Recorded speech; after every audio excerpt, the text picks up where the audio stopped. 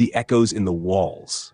It started as a typical day for Sarah when she moved into the old, crumbling house on the outskirts of town. The house, which had been abandoned for years, was affordable, and Sarah was excited to start a new chapter in her life. But from the moment she stepped inside, something felt wrong. The house was large, dark, and had an air of neglect about it, but Sarah was determined to make it her home. At night, strange noises echoed through the halls, soft scratching sounds followed by whispers. The sound would always come from the walls, as if someone or something was inside. Sarah tried to ignore it, chalking it up to the old house settling or the pipes making strange noises. But after a few nights, the whispers began to grow louder, more distinct.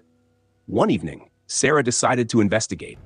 Armed with a flashlight, she traced the sounds to the hallway outside her bedroom. She pressed her ear to the wall, and that's when she heard it, the unmistakable sound of footsteps on the other side. She froze, heart racing. The house was supposed to be empty, yet there it was, a person moving in the walls, just a few feet away. The next night, Sarah couldn't sleep.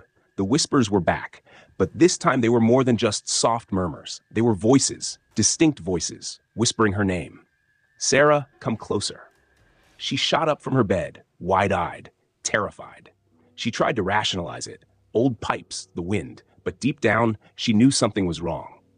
Desperate for answers, Sarah called a local historian, Mrs. Halbrook, who had lived in the town for decades. When Sarah explained the situation, Mrs. Halbrook's expression grew serious. "You're not hearing things, child. That house, it's cursed.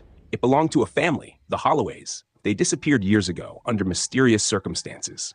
Some say they were taken by whatever lurks inside those walls." Determined to learn the truth, Sarah spent the next day combing through old town records and articles. What she uncovered was far more chilling than she could have imagined. The Holloway family had lived in the house for generations. Their father, Thomas Holloway, had been a man obsessed with the occult. It was said that he had delved into forbidden rituals, trying to summon spirits to communicate with the dead. But something went wrong. One night, the family vanished without a trace. All that remained was the house and the whispers that haunted it. That night, Sarah couldn't take it anymore. She decided to confront whatever was haunting her. She waited until midnight when the whispers began again. This time, they were more persistent, almost urgent. "Come closer. You're almost here." With trembling hands, Sarah grabbed a crowbar and began to tear at the wall. The air grew colder, and the whispers grew louder. As the wall crumbled, she uncovered a hidden door, one that she had never noticed before. It opened into a narrow, dark tunnel. Heart pounding, Sarah ventured inside, the tunnel closing in around her. She had to know the truth. The tunnel led deep into the earth, and as she walked, she felt a cold presence lurking just behind her, its breath on her neck. She tried to turn back, but the entrance had disappeared. The path ahead led her to a small, candlelit room at the heart of the house. There she saw it, an old, weathered book resting on a pedestal. The whispers grew louder now, screaming in her ears. "Don't open it," they begged. "Leave now!" But it was too late. Sarah opened the book. The room grew darker, the walls seemed to close in, and an overwhelming presence filled the space. The air thickened as if the house itself was alive, suffocating her. From the darkness, a figure emerged, tall, with hollow eyes and a twisted grin. It was Thomas Holloway, or what was left of him. His skin was pale, decayed, his body a mere shell of its former self. "You shouldn't have come," he hissed, his voice echoing through the room. Before Sarah could react, the figure lunged toward her, and she felt a cold, clammy hand grab her arm. As the darkness enveloped her, Sarah screamed, but the sound was swallowed by the walls. The next morning, Sarah's car was found parked outside the house, her belongings scattered around the yard. But there was no sign of her. The whispers in the walls had claimed another soul. To this day, the house stands empty, a chilling reminder of the Holloway family's dark legacy.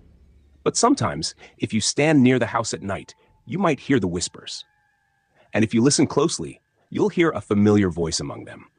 Sarah's voice, calling for help. The Haunting of Ashford Manor.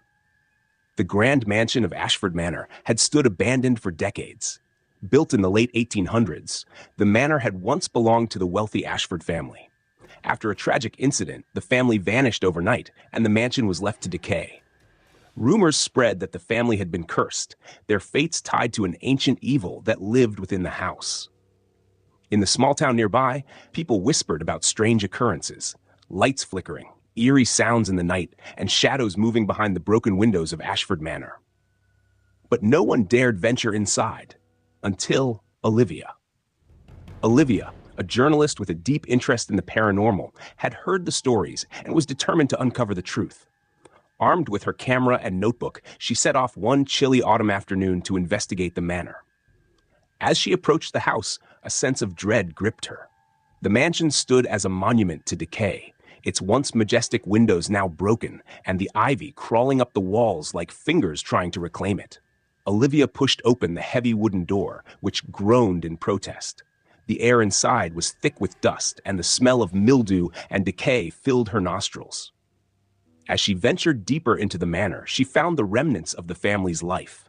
Faded portraits hung crookedly on the walls, the eyes of the Ashford ancestors seeming to follow her every move. The air felt heavier the deeper she went.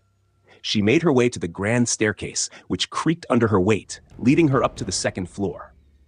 There, she found a long hallway lined with closed doors. One door at the end of the hall stood ajar, and from within, she could hear soft murmurs, as if someone was speaking. Olivia hesitated for a moment, but then, drawn by curiosity, she pushed the door open. Inside, she found a room shrouded in darkness.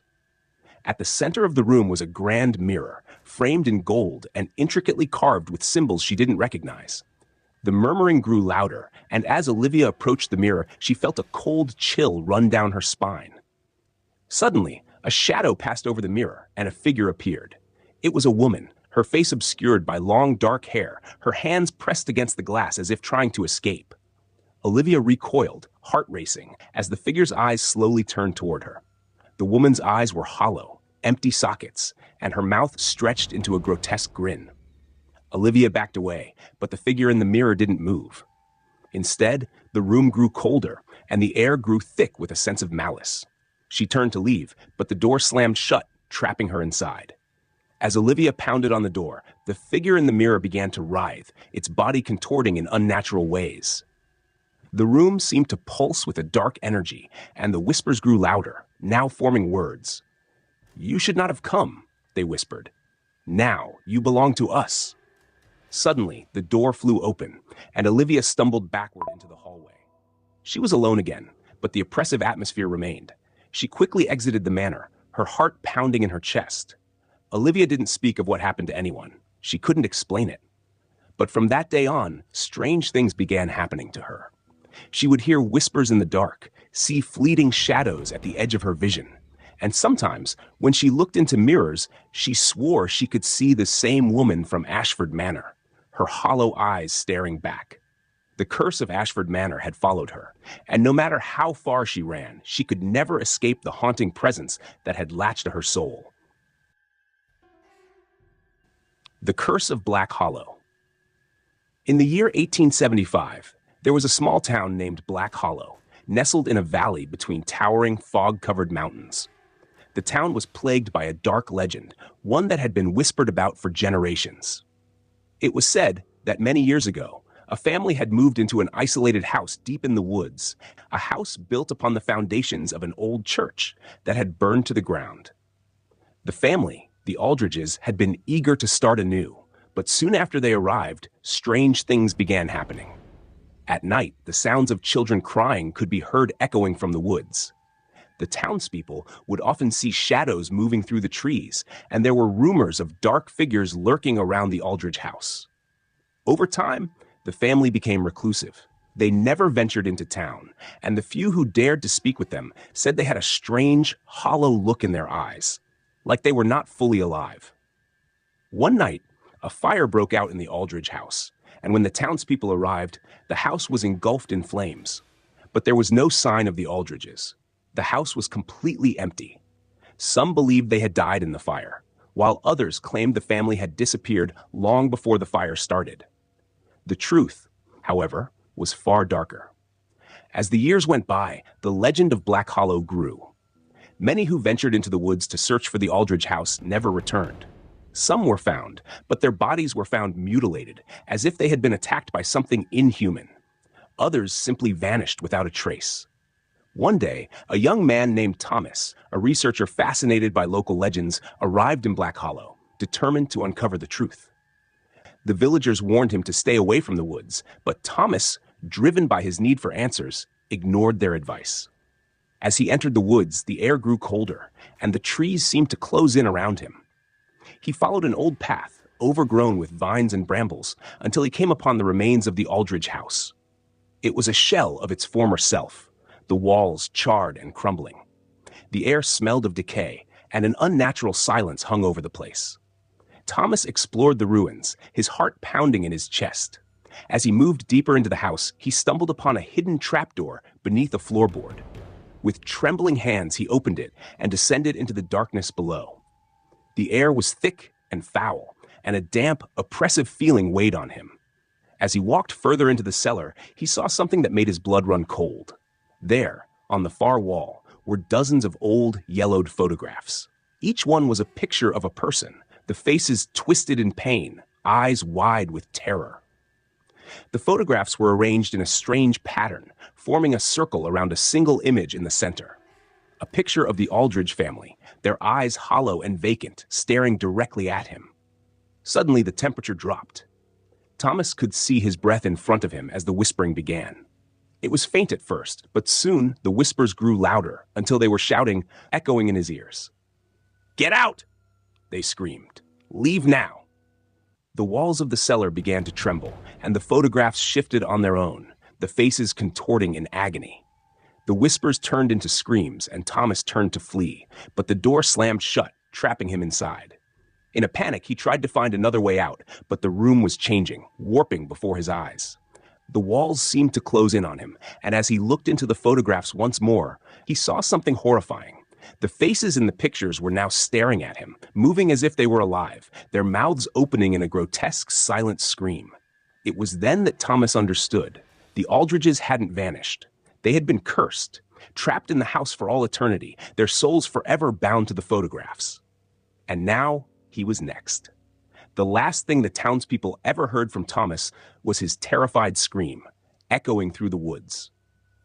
And when they went to search for him, they found nothing.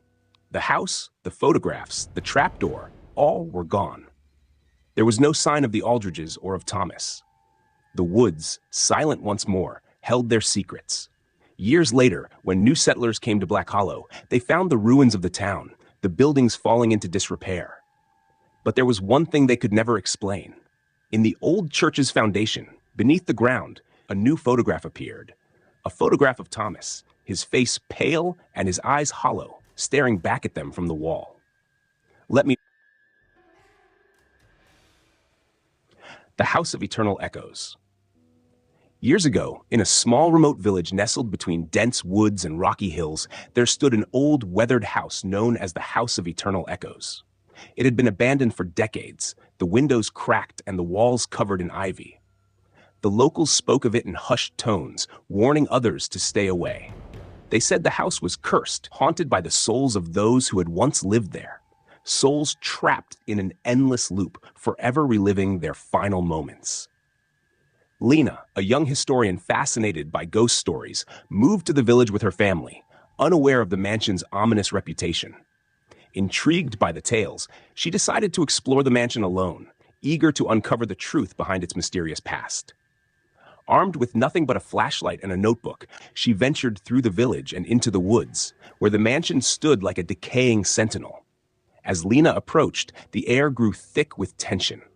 The house seemed to hum with a strange energy, as though it were alive, waiting for her. She pushed open the rusted front gate, which creaked loudly in protest, and stepped onto the overgrown path leading to the front door. When she reached the threshold, a chill ran down her spine. The door swung open with ease, as if inviting her inside. The interior of the mansion was darker than she expected, the only light coming from the small beam of her flashlight. The walls were lined with faded portraits of long-dead ancestors, their eyes following her every move. The floorboards groaned under her weight as she moved deeper into the house. It felt as though the house itself was holding its breath, watching her. Lena walked through the rooms, her curiosity growing with each step. In one of the rooms, she found a dusty old piano, its keys yellowed and cracked. The air around it seemed heavier, and as she brushed her hand over the keys, a single note rang out, a mournful, lingering sound that made the hair on the back of her neck stand up. Then, just as suddenly as it had started, the note stopped, and silence fell once again. Suddenly, Lena heard a faint whisper. It was barely audible, but it sounded like someone calling her name. She turned around, but the room was empty. Her pulse quickened as the whispering grew louder, now coming from every direction. "Lena! Lena!" The voices seemed to echo through the walls, coming from all corners of the mansion. She spun around, her breath catching in her throat as the shadows in the corner of her eye began to move. Slowly, figures began to materialize from the darkness. Pale, gaunt figures of men and women in old-fashioned clothes, their faces twisted in agony. They moved toward her, their mouths open in silent screams. Terrified, Lena backed away, but the figures followed her, their footsteps echoing through the empty halls. As she stumbled down a long corridor, the walls around her began to close in, the air growing thick with an oppressive energy. Her flashlight flickered, and in that moment, the figures reached her. She tried to scream, but her voice was swallowed by the endless echo that surrounded her. The walls seemed to pulse with the sound of her heartbeat, and just as the figures surrounded her, Lena felt herself being pulled into the ground. She sank slowly, the cold earth enveloping her, as if the house was pulling her into its depths, claiming her soul like it had done to so many before. In the village, no one noticed Lena's disappearance. Days passed, and then weeks. But every so often, a faint whisper would be heard in the wind near the mansion. The whispers carried the names of those who had dared to venture inside.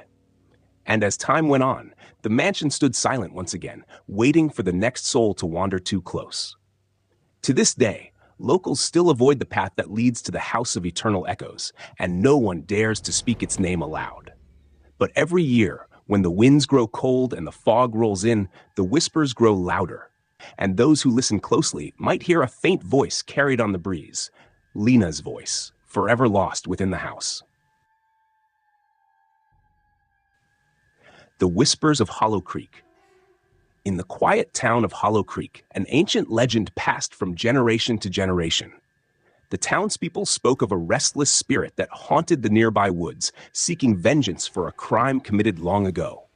They called it the Whispering Woman. It was said that years ago, a woman named Eliza had been wrongfully accused of witchcraft.